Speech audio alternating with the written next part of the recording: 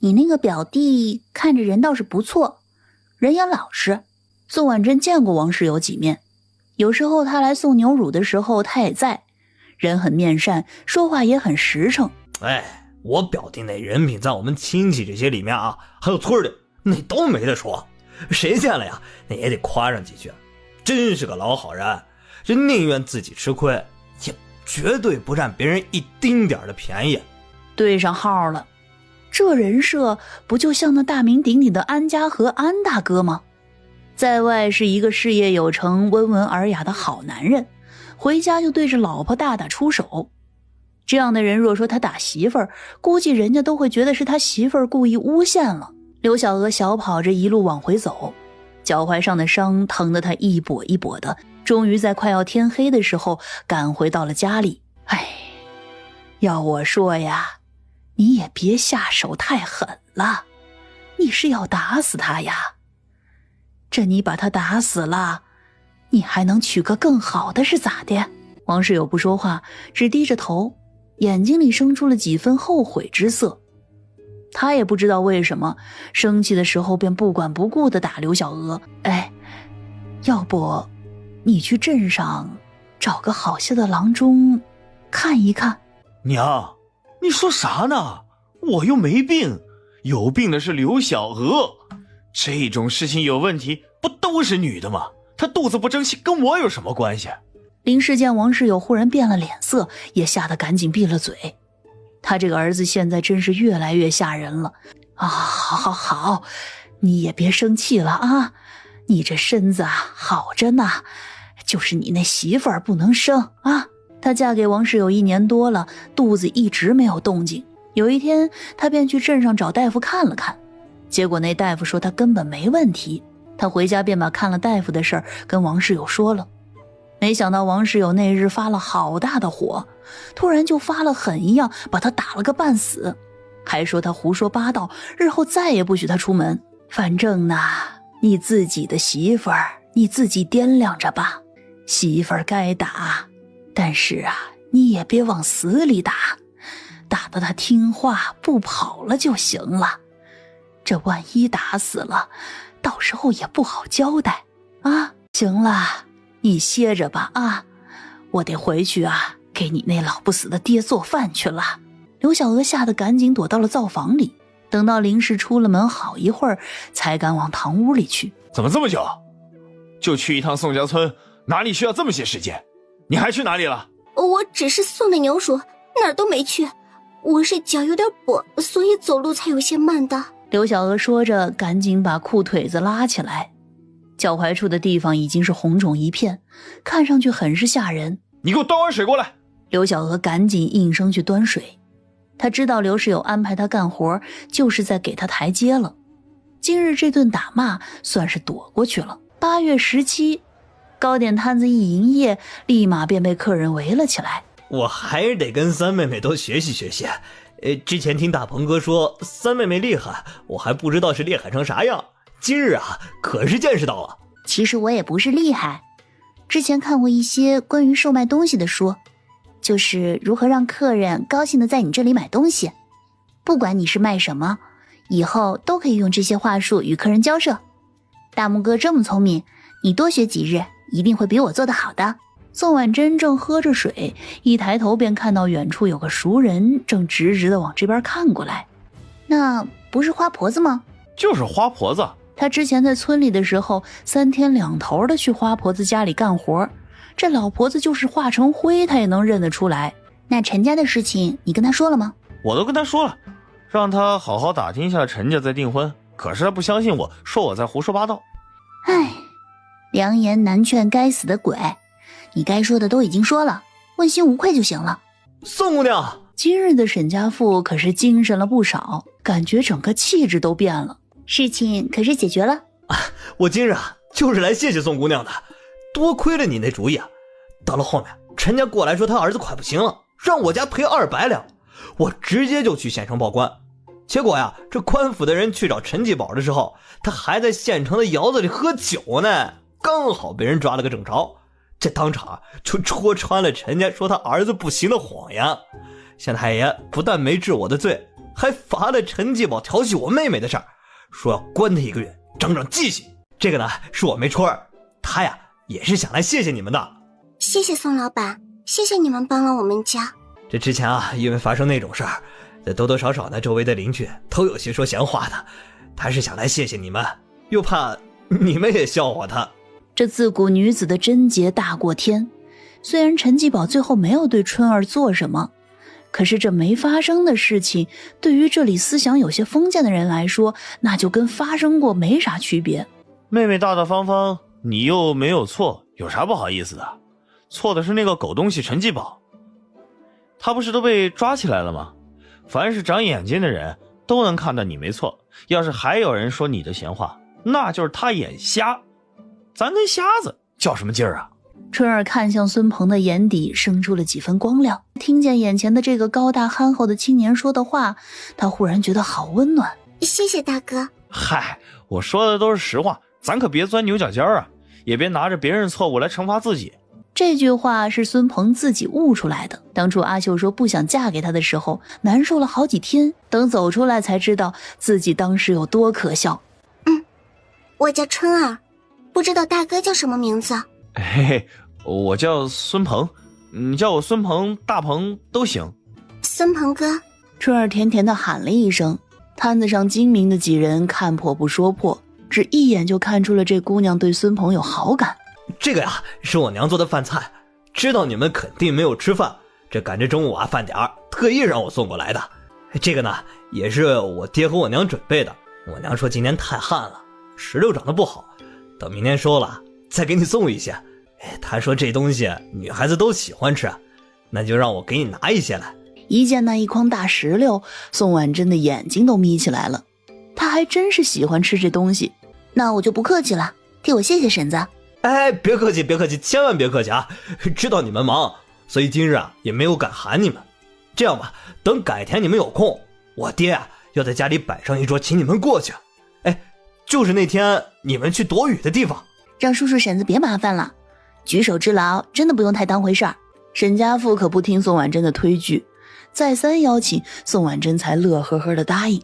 花婆子一路跑到陈家茶馆，茶馆里此时的客人也不少，可是比起宋婉珍那小摊子上的生意，那是差远了。客官想来壶什么茶？就拿你们这儿最贵的。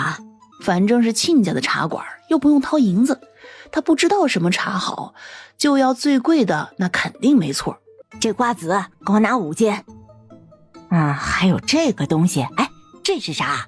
小二狐疑地看着花婆子，这一身装扮一看就是村里的穷婆子，要最贵的茶，她喝得起吗？这是果干，好吃着呢，可贵啊！给我来5斤，贵才好呢，要不他来这一趟多不值啊！当然得多拿些贵的东西回去。婶子，咱们这里一壶最好的茶可要100文呢，这些茶点也都是要银子的。你赏茶就是，别忘了啊，把这些瓜子啊和这什么干果果干的给我包起来，我要带回去吃。小二赶紧去上了茶水过来，又把花婆子要的茶点打包好，心想着今日可是遇到大客户了，真是豪爽。你们老板呢？还有少爷怎么都不在？我们东家今日都有事出去了。听说你们少东家去县城逛窑子的时候，被官府的人直接掏了被窝，现在还在大牢里吧？那你们东家是去衙门保人去了吧？哎呦，你说这事啊，当时我也在。那陈继宝差点就光着身子被官差给拉出来了，当时吓瘫了。我估计以后那2两肉都不一定能行喽。两个男人一看就不是什么好东西，说的那些话十分的露骨，倒是引得一旁几桌喝茶的都听得津津有味。这一下花婆子脑子可是瞬间要炸开了。窑子，大牢，到底是咋回事啊？那官差为何要抓陈继宝？哎呦，这镇上谁不知道陈家的少爷是花花公子啊？为何被抓？还是因为女人呗。调戏良家妇女被人给告了，听说啊，这一次要大牢里待1个月。不过陈家有银子，说不定2天就赎出来了。花婆子心里惊叫连连，整个镇上的都知道陈继宝是个花花的，可是他们却不知道啊。好啊，他们老陈家可真行啊，敢骗他孙女儿。早知道陈继宝是这样的人，他们咋也不能同意这两人的婚事啊。花婆子抱起茶点就往外走，那小二眼疾手快的就过去拦了下来。婶子，您还没给银子呢。我是你们东家的亲家，我来喝茶哪里要银子？等你们东家回来，你跟他说阿秀的奶奶来了，他就知道了。哎呦，大娘，咱们店里可不兴赊账，就是东家的老爷来了喝茶，也要付银子的。哎，你这孩子怎么一点眼色都没有？之后我们家阿秀嫁过来，那就是这茶馆的主子。你今日为难我，以后还想不想干了？大娘，您就别为难我这个小二了。您今日要是不付银子，我这日子是没法过了。你今日若是把这些东西都抢回去了，我就让我家阿秀退了跟陈继宝的婚事，看你们东家回来会不会骂你。旁边桌上的两个闲汉也算是听明白了这花婆子和陈家是什么关系了。没想到就陈继宝这样的人，竟然还有姑娘愿意跟他订婚。我说大娘，这镇上可都没什么人敢把丫头嫁到陈家来的。可不是，那嫁进来就是火坑啊！你可不能为了这么点东西就毁了丫头的一辈子啊！花婆子心里门清，可是就算婚事黄了，她今日来这一趟也不能白来。哎呀，东家您可回来了。亲家回来了，可是让我这婆子好等啊。是花婶子，今日这是来镇上了。我们今日呀是到县城有点事儿，所以没在店里。哎，别着急走，再坐一会儿，咱们拉拉管。他本来还担心这事儿会传到孙家庄去，结果怕什么来什么，这死老婆子竟然自己跑过来了。婶子，咱们到楼上聊。陈夫人说着就拉着花婆子准备上楼去。这下面人多嘴杂，万一遇到个多嘴的胡说八道，那可就不好了。那镇上都说陈继宝去逛窑子了，可是真的？哎呦，婶子呀，你可别听外面瞎说。继宝呀，年轻，什么都不懂，是被人拉着过去的。他现在也后悔得很呐。不过他是长了教训了，以后再也不敢去了。这种事情，第一回就有第二回。这也不是第一回吧？再说了，那衙役为何抓他呀？他要不调戏人家姑娘能抓吗？婶子呀，这男人嘛，你也知道，都是有那么点花心思的。只要两家把婚事成了，让阿秀管着他，他哪里还敢出去乱来呀？有了媳妇儿，谁还想着外面的呀？我也看出来了，继宝是真喜欢阿秀，阿秀也是个会持家的。只要两人把婚事议成，阿秀帮着打理茶馆的生意，继宝也收了心，好好做生意，这以后的日子好着呢。以后阿秀嫁过来，你们就让她打理着茶馆的生意啊。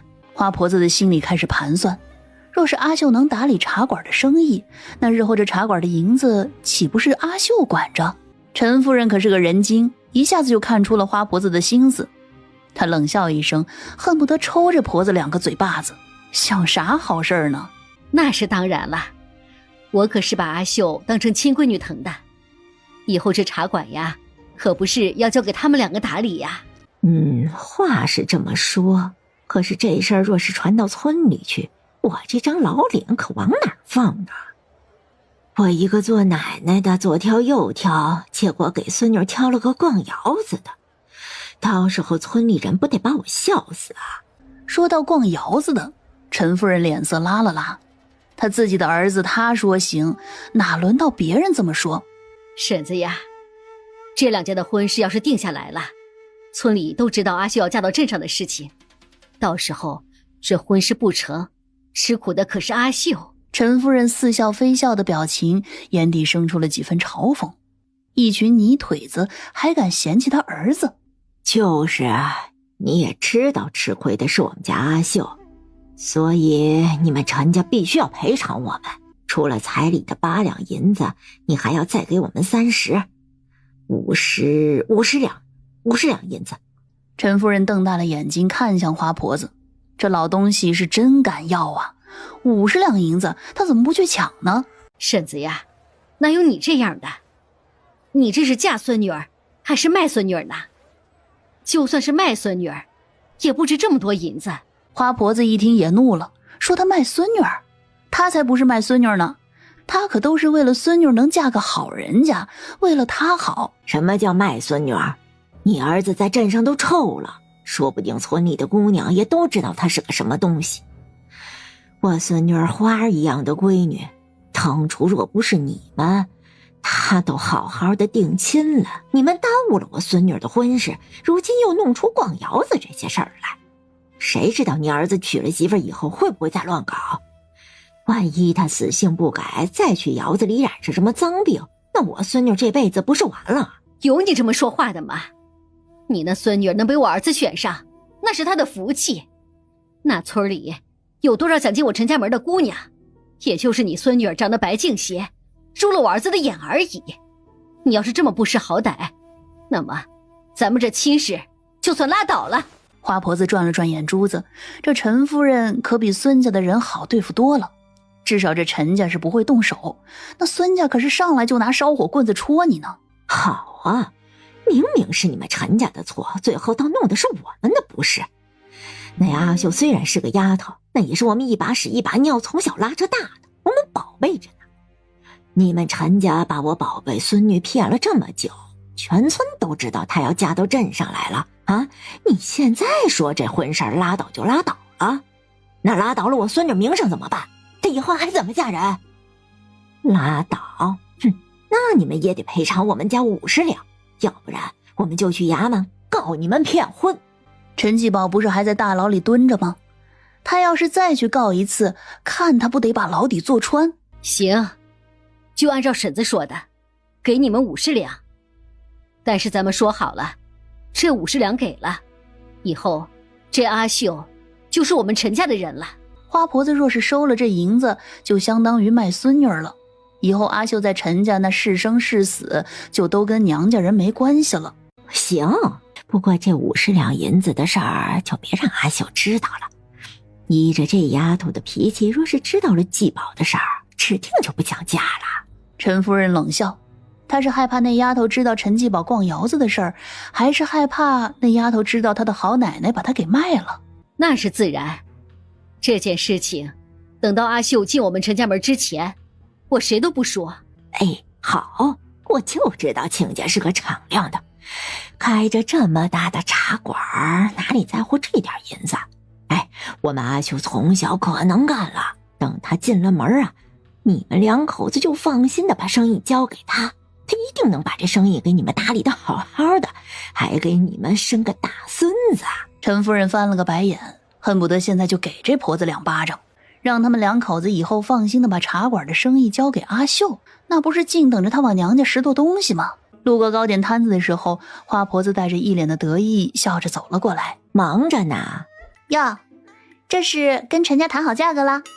这丫头瞎说什么呢？什么谈好价格？鹏啊，你过来，奶跟你说几句话。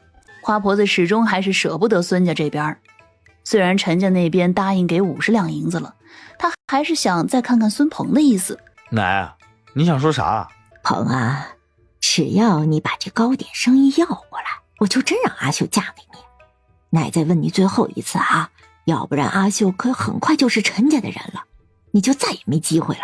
我不会娶阿秀的，更不会打我三妹妹的生意的主意。若是谁再提让我要我三妹妹的生意，那就别怪我对她不客气。不管阿秀是嫁到陈家还是李家，那都跟我没有关系。我已经提醒过你们了，那陈家的不是个好东西，我们两家也没有关系了，以后见了就当不认识吧。好你个孙鹏啊，我好心让你过上好日子，你是真不识好歹呀！哼，傻小子一个，怪不得阿秀看不上。宋婉珍虽然没有听到花婆子刚刚说啥，但是看孙鹏的反应就知道他刚刚肯定没说啥好话。不是都跟陈家谈好了吗？怎么还不死心过来纠缠我哥呀？怎么卖孙女的价格谈得不满意？你瞎说什么啊？谁卖孙女啊？花婆子心虚的狡辩，她不是刚和陈家说好这事儿吗？怎么转头这丫头就知道了？就在花婆子准备抬脚逃跑的时候，一个娇俏的声音从背后传来：春儿姑娘，你怎么又来了？看你们今日来的人多，我娘怕刚刚送的东西不够吃的，就让我带了几个刚包的菜包子过来。孙鹏一张脸都红成了猴屁股，他也不知道为啥，可他就是紧张的不得了。好你个孙鹏，怪不得你不想要我们家阿秀，合着这么快又勾搭上别人了。奶，你别胡说，坏了人家姑娘的名声。什么叫勾搭？我看你是勾搭大鹏哥，一把年纪了你还要不要脸？你们家阿秀都要定亲了，凭什么还要扒着大鹏哥不放？我大鹏哥这么好的男人，你们不稀罕有的是人稀罕。你说啥？没规矩的丫头，今日老婆子就替你娘好好教训。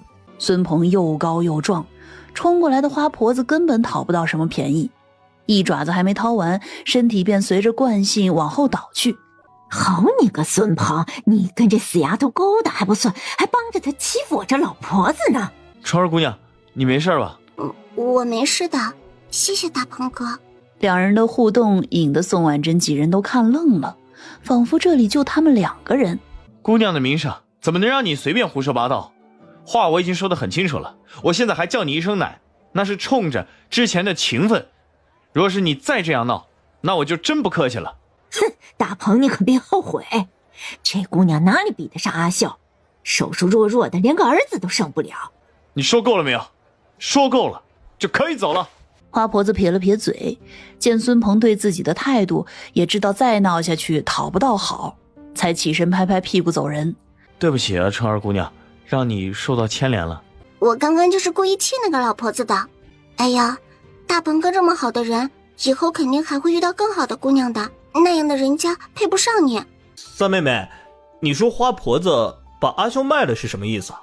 陈继宝逛窑子又被关了大牢的事情，他今日都来镇上了，不可能不知道。你们猜，若是阿秀知道了这件事儿，会如何？还能如何？是个女人就接受不了这样的男人吧？肯定不能嫁呀。不得不说，老孙家的男人一个个在这方面那都是相当老实的，而且逛窑子这种事情那是万万不对的，也万万不能接受的。花婆子在明知道这件事情的情况下，还乐呵呵的从陈家出来，那就说明她跟陈家人谈妥了这件事儿。以花婆子的尿性，谈妥的前提肯定是用银子交换的。我猜啊，这花婆子一定是狠狠地敲了陈家一笔，而这笔银子花婆子不会和阿秀说，只会骗着她乖乖地嫁入陈家。花婆子气呼呼地回到了孙家庄，见花婆子回来，阿秀赶紧迎了上去。这是不是从陈家茶馆里拿的？你个死丫头，去了陈家茶馆这么多次，都空着手回来，这不知道给我老婆子带些瓜子回来？那茶馆里这么多好吃的，你就不会带下来给你弟打打牙祭？以后嫁了人在婆家受欺负，还指望你弟给你撑腰呗？我还指望着我弟给我撑腰？我看他连你们死活都不顾，拉屎倒跑得快。花婆子一噎，前天在老孙家，眼看着他都要被灌粪了，他竟然跑去拉屎，真是个没用的东西。奶，可是打听了陈家的事情，那陈继宝有啥问题吗？镇上的人怎么说的？能有什么事儿？人家是清清白白的生意人，做的也是正经生意，能有啥事儿啊？你别听孙鹏胡说，他就是见不得你好。我说那小子怎么说不喜欢你了？原来呀，又勾搭上别人了。这男人果然一个好东西都没有。前面说因为你多么伤心多么难过，转眼就跟一个小贱人勾搭上。奶，你说啥？他觉得自己肯定是幻听了。孙鹏认识了别的姑娘？怎么可能？他们分开才多久啊？人家孙鹏认识别的姑娘，早把你忘了。我今日去那糕点摊儿找孙鹏，一个小贱人当着我的面，哎呦，大鹏哥，大鹏哥叫的可亲喽。大鹏还因为他呀，把我这老婆子推到地上了。花婆子习惯性胡扯，反正他知道无论如何，孙家的婚事算是彻底的黄了。说起话来也就没了什么顾忌。见宋婉珍他们回来，孙巧云赶紧迎了上来。多子婶子一家人打起来了，也不知道为了啥，反正是打得挺凶，听说都出血了。李正刚找人把他们一家给拉开。这一家的人真狠呐！哎，这亲兄弟亲娘都翻脸了，这真是不要命的往兄弟身上招呼啊！宋婉珍勾起唇角，不会是分赃不均导致的内部矛盾吧？这偷家的贼看来应该是找到了。三丫头，快让孙鹏过来给我帮忙，我这可是揽下大单了。木匠兄弟，你这几天哪天有空，我做上一桌子酒席，你跟嫂子过来坐坐呗。宋木匠知道孙长铁说的拜师宴的事儿，可是他现在可实在是没空。长铁兄弟啊，这个不着急，我这个大单比较急啊，等着改天忙完这批活，我摆了酒席请你来。嘿嘿，这2天啊，接了6个和面鸡的活，而且他们都要的比较急，我这一下子还真有些慌张了。王翠花也从大门里走了出来，半是气恼，半是开玩笑的开口：哼，你慌啥？不就是6个和面鸡吗？之前让你3天打6个大柜子，也没见你慌成这样。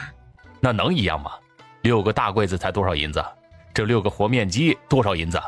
这一单要是做完了，是这个数。这3个手指头你都在家比划1天了，没出息的货，这些就能把你激动成这样？我能不激动吗？干这一次就顶之前好几年呢。大树后面宋木匠的大嫂好似是听见了什么惊天的大秘密，她瞪大眼睛，几乎是连滚带爬的往家跑。不得了了，不得了了！干什么你呀？叫魂呢？是要吓死我这老婆子，你们自己过好日子是不是？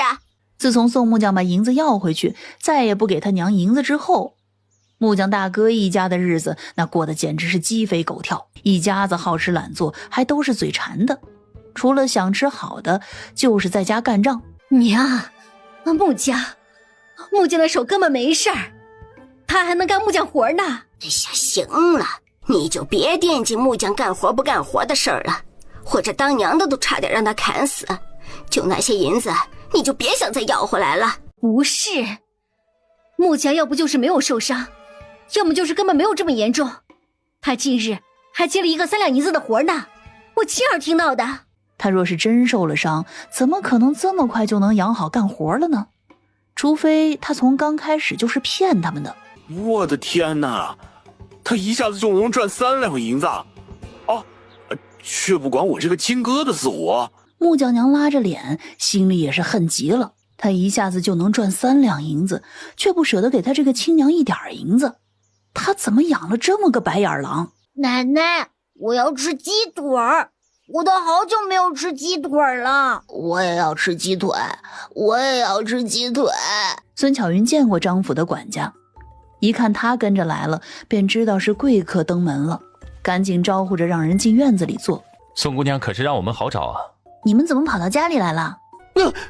有屎，那是鸡屎啊！这里也有。站在马车后面的陆怀远翻了个白眼，他去蒋家送了几次面包和果茶，跟蒋玉良也算是打过几次交道。蒋少爷，那一坨那么大，显然不是鸡屎好吗？这村里除了鸡屎、鸭屎、狗屎，还有什么屎啊？这分明就是鸡屎！你以为本少爷没见过世面啊？蒋玉良的话刚落，忽然就看到不远处有个大鹅伸着脖子扑棱着翅膀，就朝着自己凶悍地跑了过来。救命！救命啊！他为什么只追我呀？快拦住他！拦住他呀！因为蒋少爷说他拉的屎是鸡屎啊，他能不生气吗？本来想去糕点摊子上找你的，结果你们已经收摊了，就直接跑过来找你了，是不是有些唐突了？没事儿，一点也不唐突，正好留下来吃晚饭。看到院子里的那个大烤炉，萧慕尘一脸的求知欲的样子，伸手摸了摸。好神奇啊，你竟然能想出这样的东西来。我听丫头提起过你，你就是萧家的公子吧？真是一表人才啊！今日一定要留下来吃饭哈。萧公子，你就别客气，来到咱们家里就是客，就没有让客人空着肚子离开的道理。萧慕尘实在是有些不好意思，才想起今日竟然两手空空的就来了。今日来的实在太过着急了，见你们收摊走了，便着急追了上来，竟没带什么礼物。哎呦，带啥礼物啊？咱家没这规矩。萧慕尘被一家人的热情所感染，慢慢的也没有像刚开始那么拘谨了。让你追着我娘，老子就让你知道你蒋爷爷的厉害。哎呦，蒋少爷，那你可抓紧了，别让他再跑了，我都被你转得晕头转向了。小蒋兄弟，你怎么把人家大鹅就这么抓来了？孙长铁瞪大眼睛，这不是要惹事儿，万一给人家大鹅掐死了怎么办？这只大鹅从现在开始已经属于本少爷了，只有本少爷才能决定他的生死。蒋玉良对着大鹅咬牙切齿，见孙长铁一脸懵逼的样子，赶紧开口解释：蒋少爷已经把这只大鹅从村民那里买来了，长铁兄弟不用担心。听到大鹅被蒋玉良收了，宋婉珍双眼一亮。今日家里吃饭的人多，二舅他们正好刚过来，是该做顿好吃的热闹热闹了。这大鹅蒋公子准备怎么吃啊？吃岂不是要杀了他？这么活生生的一只大鹅就这么杀了，这也太残忍了吧！这么大一只鹅，刚刚追了他那么久，他感觉已经跟着大鹅有感情了，好不好？行，你不残忍，那一会儿你别吃啊。花园烧水。你们村里人太野蛮，太残忍了，我的大鹅呀！大鹅很快被收拾好，剁成了小块，送到了灶房。闻见香味的蒋玉良吞了吞口水：你怎么不进去喝茶？我的对手都被人杀了，我的人生多么乏味和无趣，我哪里还有心情喝茶呀？那你是挺可怜的。蒋玉良本以为宋婉晴会把自己嘲笑一顿，可没想到宋婉晴却温温柔柔说她可怜。没事，我的对手还有很多，我会好好活着的。其实人生有很多有趣的事情，不能因为别人而活，要为自己而活。此时铁柱娘正在家里骂骂咧咧的，儿子回家好几天了，整日的魂不守舍，屁活不干。回来了，去找二丫头了，娘跟你说话呢，你到底怎么打算的？你要是还喜欢二丫头，娘就托媒人去。娘，我没脸见她，也没资格娶她了。怎么就没有资格了？之前是她没有资格嫁给你，如今他们娘几个的日子好了，三丫头生意做大了，娘允许她嫁到咱们家里来。娘，这话以后就别再说了。哎，我为啥不能说呀？我还没嫌弃那丫头之前得过疯病呢，虽说现在是看着好了，谁知道以后会不会再犯呀？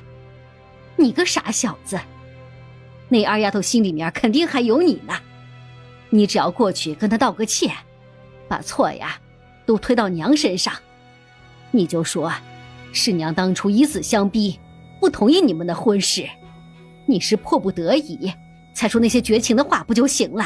铁柱娘此时眼中尽是算计的精明。自从宋婉珍的糕点摊子生意做起来的时候，她就想过这件事儿了。娘，我实在没脸见她了。娘不是说了，娘可以直接找媒人上门去，娘想办法。见儿子终于不再反驳，铁柱娘脸上也露出了几分喜色。她就知道她这儿子永远都是听她的话的。行了，你就瞧好吧，那丫头呀肯定也想着你呢，这事儿就交给娘了。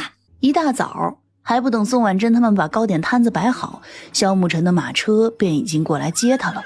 他们宝天镇去县城的路本来就不远，加上马车的速度也快，还不到中午他们就到了县城。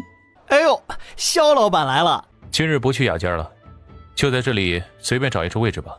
那小二愣了一瞬，忽然想到什么，这一男一女单独去雅间的确会引起别人的误会。好嘞，小的呀，这就给您安排一处座位。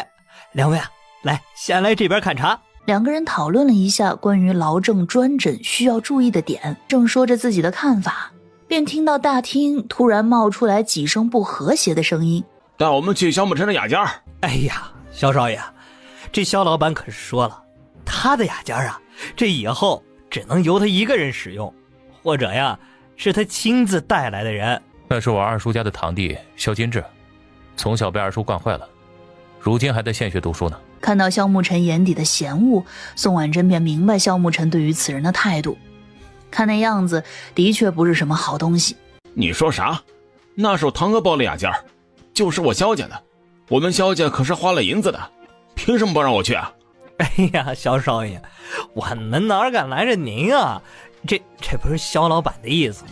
您也知道萧老板脾气，要惹得他不高兴了，我们这小本买卖哪干得下去嘛？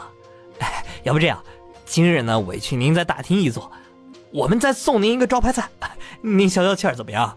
萧金志冷着脸，很是不情愿，可是最终却还是答应了。萧少爷尽管点，今日还想吃什么？我来付账。哎，平日里都是萧少爷付账，今日这个机会就让给我贾某人吧。坐在对面的宋天科脸上带着笑，他自然也知道跟着萧金志出来吃饭，自然是轮不到他付账的机会。两位兄台就别跟我争了，今日有机会与萧公子一起出来吃饭，这银子自然是由我来付。三人轮番客气一阵，各色的菜式已经被陆续送了上来。宋天科直接就看傻眼了，这一桌子菜至少也要10几两银子吧。萧少爷，您尝尝这道甜品，据说啊，跟那个香喷喷面包坊是同款，味道也是一样的。萧金志有些迫不及待，吞着口水尝了一口，那一口在嘴里吧嗒了几下，随即苦着脸便要吐到了碗里。这什么玩意儿？什么香喷喷面包房同款？这味道差远了好吗？哎，萧少爷说的那个香喷喷面包房，是不是宝天镇的那个糕点摊子？是啊，正是宝天镇上那家，可惜来回太远了，要不然我非要亲自去吃个够。宋天科的脸上忽然生出大喜之色，一副这都是小事儿的表情。嗨，萧少爷若是想吃，带我去找那丫头要个方子给你便是，到时候萧少爷可以让府中的下人照着那个方子做着吃，就方便多了。我说宋秀才啊，你可知道人家这一道方子做的甜品能卖多少银子？你想要来就要来了，你可是买得起啊。宋天科自信的脸色僵了僵，不过对方的话并没有让他觉得丢脸，反而他的身板挺得更直。我管他那方子能卖多少银子，我说要，他就得给我。宋天科说的理直气壮，丝毫没有发现另一边桌子上的当事人宋婉珍此时快要翻上天的白眼。宋秀才可真是要的那方子了？萧少爷您等着便是，过2日我便要去宝天镇一趟，到时候便把那甜品的方子给您要来。好，宋秀才有些本事嘛。嘿嘿嘿，小事一桩，小事一桩。宋天科浅浅的谦虚了一下，这逼让他装的还真像那么回事儿。4个人酒足饭饱，准备离开的时候，小二赶紧跑了过来。哎，萧少爷，您这一桌一共是22两。宋天科心头一震，他还以为只要10几两，没想到竟然要20多两，这也太贵了。记到我堂哥的账上便是，之前不都是这样吗？萧少爷，萧老板说了，以后呀，您的账可不能记到他那里了，您得自己付银子。放屁，我们是兄弟，他的就是我的，就这么点银子，他怎么会跟我分得这么清楚？你就听我的，记到萧慕辰的账上就行。萧金志不管不顾地继续往外走，可是那小二怎么会给他吃霸王餐的机会？当即张开双手拦在前面。萧少爷，您今儿若是付不了银子，您真走不了。刚刚还开口抢着要付银子的3人瞬间慌张地往后退。开玩笑，那20多两银子谁付谁是傻子。宋秀才，你刚刚不是吵着付银子吵得最欢吗？今日的酒菜钱就你付了吧。看着萧金志看向自己的眼神都变了，宋天科原本想要拒绝付银子的话，便生生地卡在了喉咙里。不就是20多两银子吗？我今天出来也没带这么多，记到江家的账上便是。另外2人听宋天科这么一说，互相对视了一眼，终于松了一口气。哟，这位客官，您是江家人？我自然是江家人，可是小人从未见过您啊，这个账恐怕不能给您记到江家。在酒楼里当着这么多人的面，他实在不想说他是江家的上门女婿。他呀就是江家人，他是江家的上门女婿，你们之前没见过也正常，以后就知道了。上门女婿这个词一说出来，大厅里吃饭的人的眼神瞬间都朝着宋天科看了过去。您之前是不是跟江家的姑奶奶一起过来吃过饭？那是当然，我之前就经常来你们飞鸿居吃饭，是你没记住而已。哎呦，那小人这脑子实在是太笨了，只记得您跟江小姐来过一次。当时啊，江小姐点了2道菜，付银子的时候呢，要求我们打折。这因为本店的规矩是不能随便打折的，所以啊，江小姐那一次过来吃饭不是很高兴，最后啊，把您骂了一顿，气呼呼的走了。哎，是这么回事吧？宋天科只觉得屈辱无比，他曾经离开宋家村的时候，何曾想过自己会有今日之耻？胡说八道，何曾有过此事？反正今日这账直接记到。宋天科的话还没说完，忽然就看到一个熟悉的身影。他瞪大眼睛看向宋婉珍的方向。不用记账了，我今日便把银子给你。宋婉珍全程都是看热闹的状态，哪里能想到宋天科最后竟然发现了自己。三丫头，快给爹拿50两银子来。萧公子，你也在呀？萧慕辰面无表情，依旧坐在那儿，连眼神都没有给他一个。快呀，爹急用。我记得宋秀才当初抛妻弃女的时候，担心我们会来县城赖上你，可是专门让我们签了断亲书的。断亲书3个字说出来，宋天科的脸色就白了一瞬，就连脸色淡然的萧慕辰眼底也生出了一瞬间的惊诧。哎呀，今日不是你闹脾气的时候，你也看到了，人家飞鸿居的人正问爹要银子呢。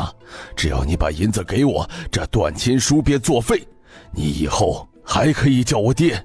萧慕辰实在听不下去了，纵使他这几年外出做生意，阅人无数，可是像宋天科这般极品也几乎是没有遇到过。宋秀才这话说的，谁没事儿还缺爹呀？我缺的是银子，要不然您这个活爹给赞助点儿。三丫头，别闹了，之前的事爹给你赔礼道歉还不行，是爹错了。好，我接受你的道歉，你可以走了。见宋婉珍要走，宋天科急了，直接挡在前面，恼怒地开口：我可是你亲爹呢，你当真这么无情？对啊，我无情，我相当的无情，这可能也是根儿上随的，我也没有办法。你个不孝的丫头，我一定要告诉你娘，看她到时候怎么教训你。哦，那你就赶紧去，我怕再晚些，我娘都快要忘记你这号人物了。宋天科眉心一动，下意识的就想反驳，不可能，孙巧云那个女人这辈子都不可能忘记她。你娘怕不是日日以泪洗面，盼着我回去看她呢。只要你今日给我50两，过2日我便回去宋家村见她一面。我娘可不回收阿扎之物，尤其是年老色衰的阿扎之物。孙婉珍说着，上下打量了宋天科一眼，一脸的嫌弃之色。大逆不道，你敢说自己爹是阿扎之物？宋天科抬手便要对宋婉珍动手，却被萧慕辰一把抓住抬起的手腕。萧公子，我错了，我不该对这丫头动手。你若是敢动她一根头发，萧公子，我不敢的，我手贱，我再也不敢了。宋天科连连求饶，也不再顾忌什么面子，也不怕周围的人如何嘲笑他了。看着时间也差不多了，宋婉珍与萧慕辰对视一眼，再没看宋天科，直接走出了飞鸿居。谁让你惹他的？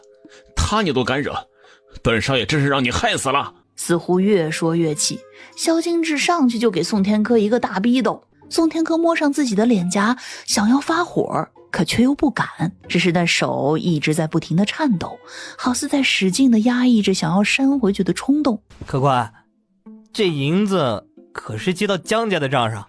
当然是记到江家的账上。宋天科说完便甩袖气呼呼地离开。你那个堂弟似乎很怕你。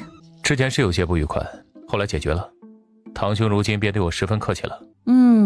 的确是十分客气，就像是老鼠见了猫。我二叔家的那些铺子几乎都是当年我父亲给他们的，只是后来我们萧家大房的生意越做越大，而当初送给我二叔家的那些产业却慢慢的让他们坐吃山空，变卖了不少，他们便要打起了我们大房的主意。我父亲念在兄弟情谊上送了他们不少的银钱，足够他们锦衣玉食多少年了。只可惜他们贪心不足，想要的太多，想要我们萧家商号每年利润的30%。这件事情当时闹得家宅不宁，我父亲是个心软的，不好处理，最后是我来处理的。马车很快到了一家药堂门前，宋婉珍下了马车，站在门口就能闻到里面浓郁的药味传来。这家药堂是目前县城最大的一家药堂，每日来看诊的病人也是最多的，多少有些名气。一些疑难杂症，大多数人若是条件允许的话，首先想到的是来这里诊治。宋婉珍点了点头，这就好比城市里有好几家医院，可是这一家却是公认的大医院。咱们进去吧，他们应该都已经在里面等着了。小药师看到萧慕尘来了，赶紧恭敬地上前迎接。东家，您来了，师傅们都已经到了。面对这么多老头，10几岁的宋婉珍显得有些格格不入。可是偏偏他今日要作为主讲人，给这些老头传授经验。这位便是我今日亲自请来的宋姑娘，想必你们也都知道了。正是宋姑娘救了张少爷多年的痨症，我今日请她过来，便是把救治痨症的医术传授给你们。日后我们萧家的药堂准备正式设立一个接诊痨症患者的坐诊台。那就请宋姑娘赶紧把方子拿出来吧，反正你不就是靠着这方子才救的人。说话的是其中一位头发胡子都有些发白的老大夫。看得出来，其他的大夫都对他颇为尊重。冯老，着什么急呀？您可别吓着这小姑娘。宋婉珍没有说话，而是直接拿出一张方子递到一个老头的手里。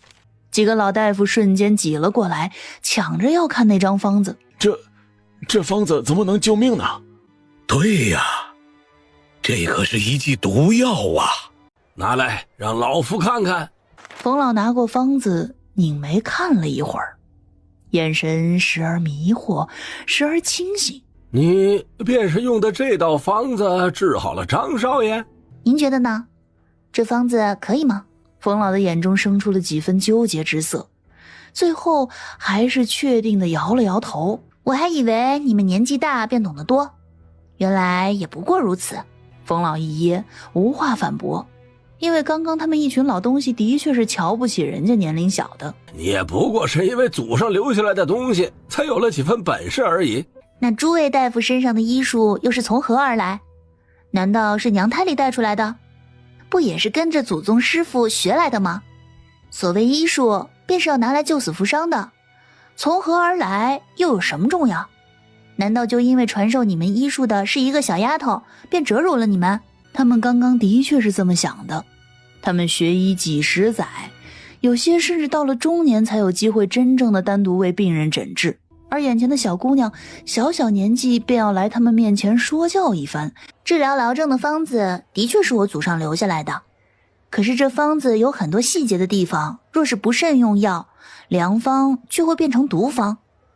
这也是为何这么多年这方子一直闲在家中，无人敢拿来使用的原因。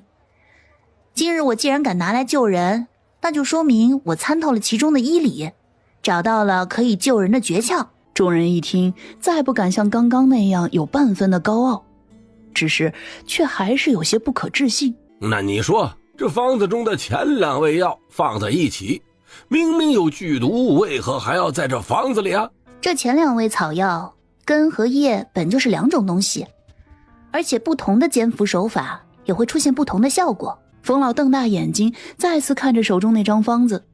他们行医多年，很多东西看破，或许就是那一层窗户纸的事儿。奇哉，妙哉！老夫居然没有想到，哎呀，当真是辜负了这么多年所学。你居然能通过这张方子想到此处，的确是老夫目中无人了。宋婉珍勾起唇角，这才哪儿到哪儿啊？他又从袖中掏出一张方子，递到冯老面前。这是第2道方子。冯老接过方子，眼中的震惊再次增加。这一道方子也有问题呀，这些药哪能加到一起熬制呢？老夫行医数十载，年轻时便被这县里的人称呼一声冯神医。今日遇到宋姑娘，老夫算是心服口服了。还请姑娘不吝赐教，传授我们治疗痨症之法，救更多的病人于水深火热之中啊！冯老说完，当着众人的面儿，对着宋婉珍躬身行了一礼。冯老不必如此，我们的目的都是一样的，只是冯老似乎从刚开始便对我有些敌意，我想知道这是为何。是老夫以己夺人了。老夫以为姑娘祖上明明留下这方子，却一直迟迟不拿出来，就是那些患者，是因为这方子没有卖上一个好价钱。之前家中确实一直没把这方子当回事儿，后来因我小时候喜欢研究一些药理，才开始注重这张方子。跟萧公子合作，也不过是因为恰好救了张公子。在商言商，宋小姐本就不是个大夫，我不应该觉得宋小姐卖了这方子换银子便是错的。老郑专治的名头一旦打出去，到时候定有无数的患者会来萧家的药堂啊。这些患者中大多是普通百姓，他们为了治病已然是耗尽了家中银两，恐怕再无重金救命了呀。原来冯老说话一直夹枪带棒的，是因为这个原因啊。他是觉得萧慕辰和宋婉珍打算拿着这方子大赚一笔。原来冯老一直担心的是这个问题啊，那您是多虑了。我刚开始的确是想通过劳郑的方子大赚一笔，不过宋姑娘把方子交给我的条件便是，所有进萧家药堂治疗劳郑的病人都要按照正常的诊费和药费收取，所以您担心的问题不会发生。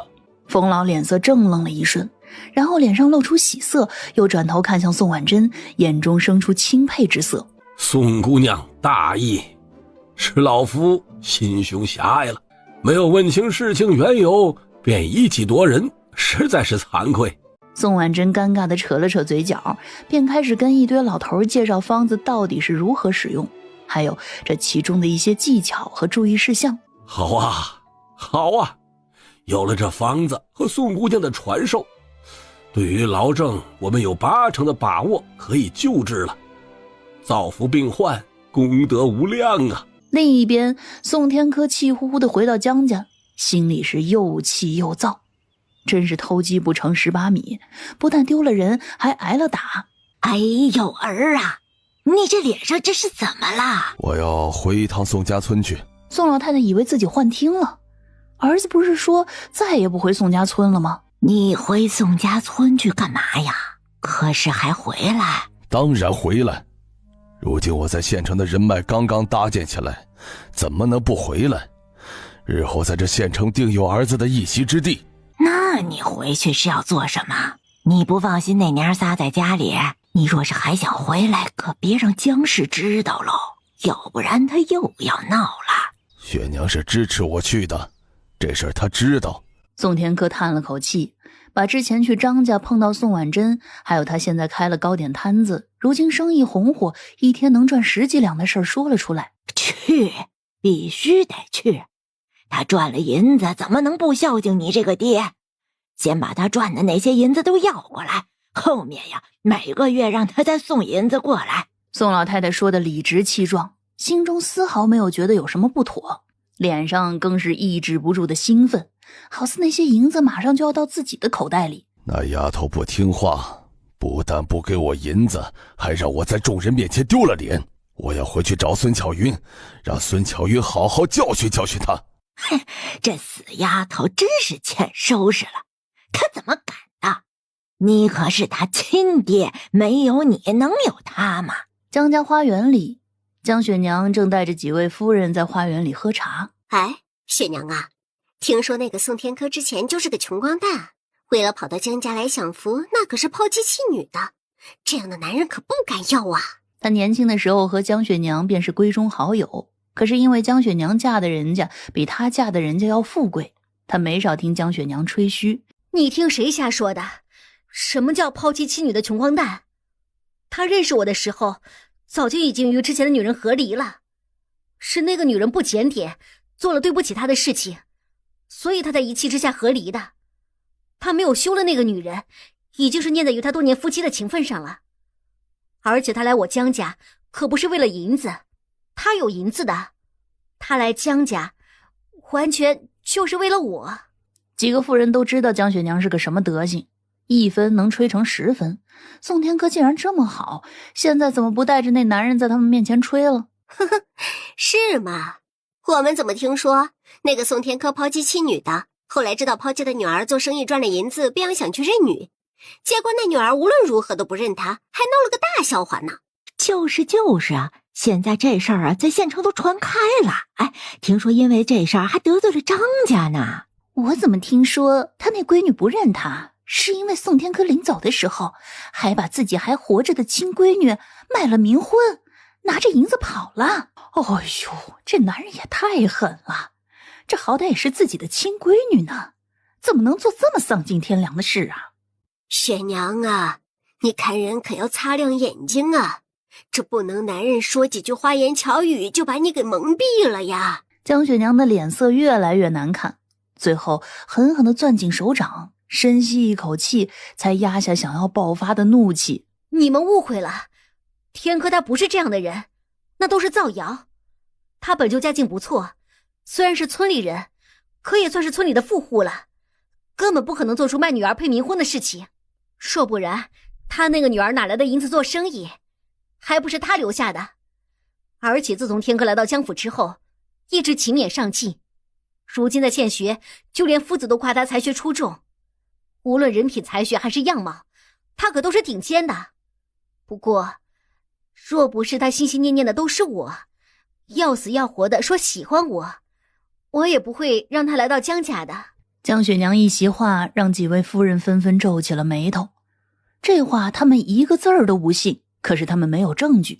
姑奶奶，飞鸿居的小二来了，说是来要银子的。江雪娘凝眉看向那小丫头，一脸的不解。飞鸿居的小二来要银子，肯定是有人在飞鸿居吃饭记了账，又不是他在那儿吃了饭，凭什么报到他这里来啊？要银子怎么要到我这里来了？去找老爷去。可是老爷说这银子是宋姑爷在飞鸿居吃饭记的账，他不管，要您来处理。江雪娘只觉得头脑一懵，宋天科他还敢去飞鸿居吃饭？雪娘啊，你不是说这个宋天科是个富户吗？还是带着银子入赘的江家，这怎么吃个饭还要记江家的账啊？江雪娘脸色一阵红一阵白的，恨不得现在就把宋天科抓过来骂一顿。嗨，估计呀，是他出门太急忘了带银子了，所以就先记账而已，又不是多少银子，我先帮他垫上便是。一共多少银子，我这便拿给你。小二拿来的单据是22两。多少？22两。小丫鬟又重复了一遍。江雪娘只觉得呼吸都有些不顺畅了，她使劲地吸2口气，才让自己镇定下来。你去我房里拿22两银子，来把账结了。丫鬟应了一声，便去取银子了。哟，雪娘，你没事吧？我这怎么看你脸色不太好呀？没事。江雪娘哪里是没事的样子呀？那样子就好像是被割了肉一般。你那个入赘的男人不会经常在外面大吃大喝，回头再记到江家的账上吧？